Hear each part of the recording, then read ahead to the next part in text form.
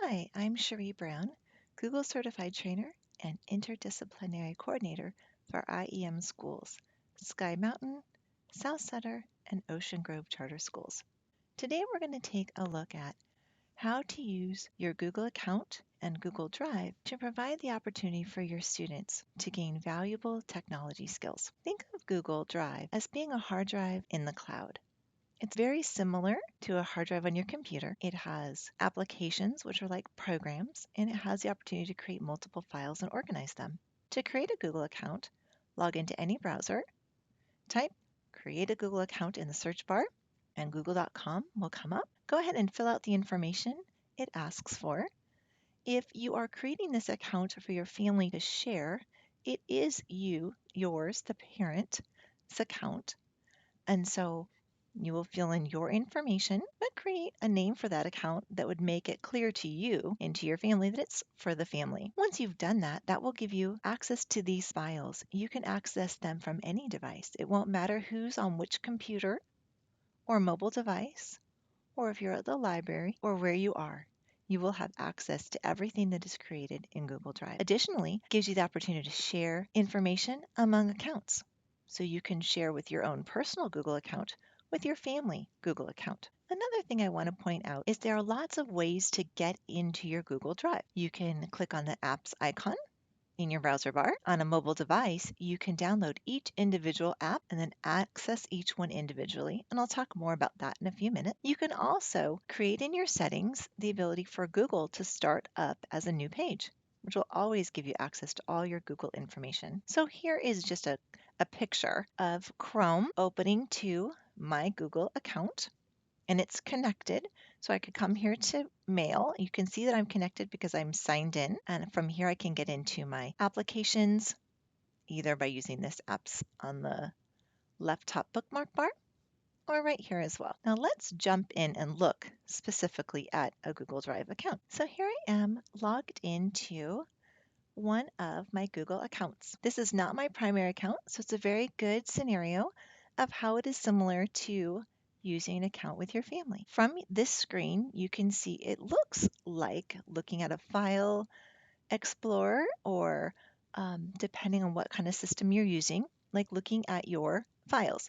Another wonderful feature of using Google Drive is that if your family has both PCs and Macs in the home, you have an iPad, a Kindle Fire, or a Samsung, whatever different kinds of devices you have, you can access these same folders. There is no concern about it won't open on a Mac and it will open on a PC. Again, that is the beauty of using Google Drive. So let's take a look at Google Drive in terms of the applications that are automatically connected. So to see the applications or the programs, click on New, and you'll see you have Google Docs, Google Sheets, and Google Slides. I already have a Google Doc open. I'm going to come over here. And we're not going to get into any details about Google Docs other than it is similar to Microsoft Word. Now, Microsoft Word is a program that you spend anywhere from $30 to $100, depending on how many accounts you have in your Microsoft Word. Google is free. It's a great place to begin learning how to do word processing. And there are a lot of features that are built into Google that aren't in Word, and then vice versa. Secondly, again, you can go My Drive, New, and Google Sheets. I'll show you one that's already been opened.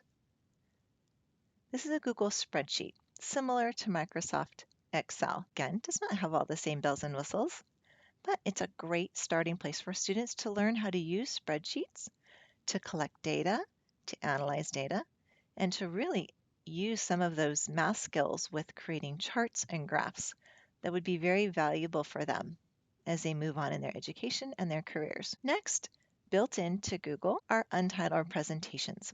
Presentations is like PowerPoint, has some wonderful features, allows students to do a lot of layering, learn about drawings, learn about creating shapes, how to organize information, and One of my favorite features about presentations is the ability to hyperlink, and I'll talk more about that in future workshops. So now that we've taken a look at some of the basic ones, we'll take a look at them more. You can also create Google Forms, which is a way of asking questions. It's a great way for students to begin collecting research information and using it to find averages and do some statistic analysis. You also have access to Google Drawings and to Google Maps. Now, just like on your hard drive also has a way to organize files, and that's what's right here. So right here, my files are organized into folders.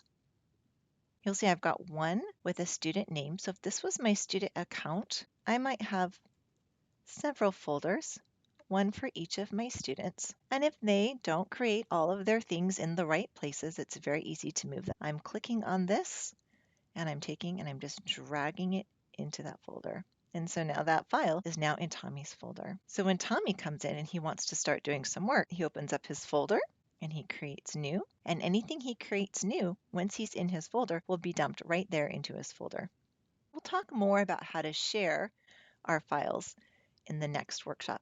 I want to talk more about Drive. I'm just going to come down this list right here and talk about Shared with Me. I'm going to click on that, and that lists all the folders and files that have been shared with me by another person. So I have used my personal and work account and shared files with this account. So you can see who has shared it by, when did they share it. You can also see information about the titles. And if it's not in your Drive already, you can click on it and you'll find out more information and you can get the add to Drive. So right now it's in a shared, kind of like a shared space. And if I click add to my Drive, it actually will go into my Drive and then I can organize it in my folders. Another thing I'll show right here is you can also star a file. And there's many ways to get to this. This is just one of them.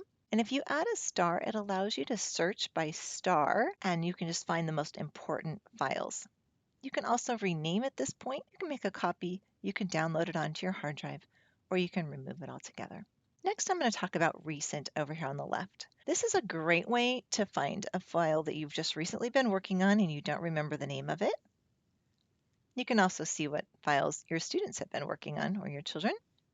Next, I'm going to go to Google Photos. Now, Google Photos on my mobile device is not connected to this account, but if you do, take the time to do that on your mobile device and put your Google Drive app on your mobile device, and then save your photos to your Google app. It's very easy to do it, I know, on the iPad. What's great is in those photos are automatically uploaded when you come into Wi-Fi, and you can easily put them into any of your folders or files. It's a great way to take those pictures that you take on a field trip or a GEA and put them into a presentation where your students are then sharing about what they learned in this activity. Next, we have the starred. If I had starred some of my files, they would show up here. So that's a general overview of that navigation system over here. The next thing I want to show you is you can view your drive in different ways. You can view it in grid mode or in the list. And additionally, you can come over here and see details. So you can see the last time you did something. What was the activity you've done? So if you come into this account that you've shared with your students, you can come in and see what's been done. Now, because you're all sharing, it would all have the same icon here. So you wouldn't be able to tell if Tommy did something or Renee did something, but you would see Tommy's folder. You know that Tommy did some work. You can just kind of see what activity's been happening. So that is the very basics of Google Drive with Cherie Brown.